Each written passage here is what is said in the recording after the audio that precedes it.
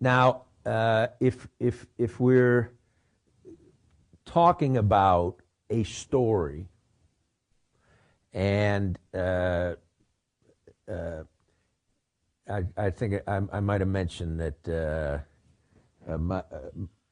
my teacher, the person who taught me so much about writing, although I wasn't prepared to learn most of what he had presented for years and years afterwards, but there's a poem in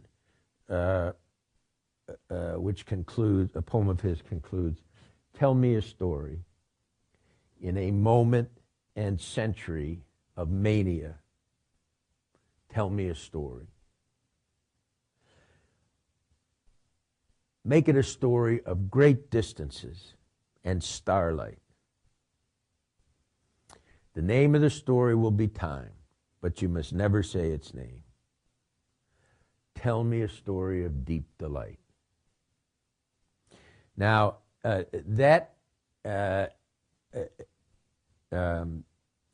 although the tactics of that concluding section of the poem are imagistic, at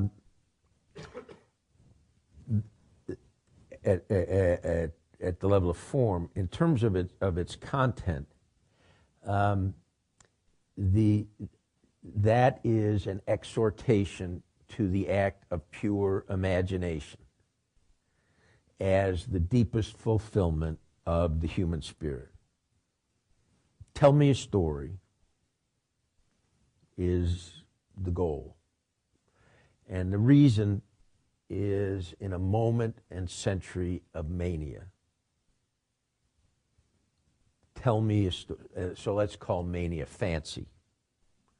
Because fancy can be, for example, if you're not a member of the temple, then you need to be killed. That's what Paul was prepared, and same guy that wrote the New Testament. If given to mania, would be capable of the most horrible and fundamental transgression of one spirit upon another. Make it a story of great distances and starlight. Is a way of saying that the counter for fancy, the path to the truly imaginative, is to identify a premise which is large and encompasses not only space, but time. How long does it take starlight? Do you see what I'm saying? The name of the story will be time, because it is over what we perceive as time that the apprehension, the experience of distances and starlight derives its meaning for us. But you must never say its name, which is to say that the Grand Inquisitor in Ivan's Dream and the Brothers Karamazov says that Christ brought man a message of freedom, but man requires miracle, mystery, and authority, and the church gives him that. And in that tension, then that was why the Grand Inquisitor was justifying crucifying Christ again there in Spain.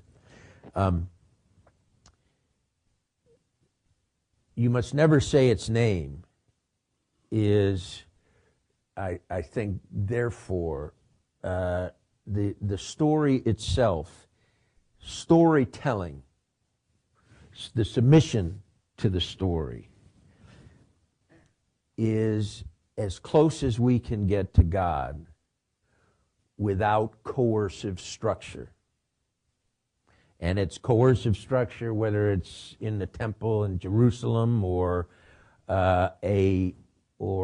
CSI, or which is to say a commitment to form as having an intrinsic authority rather than emerging naturally from imaginative association.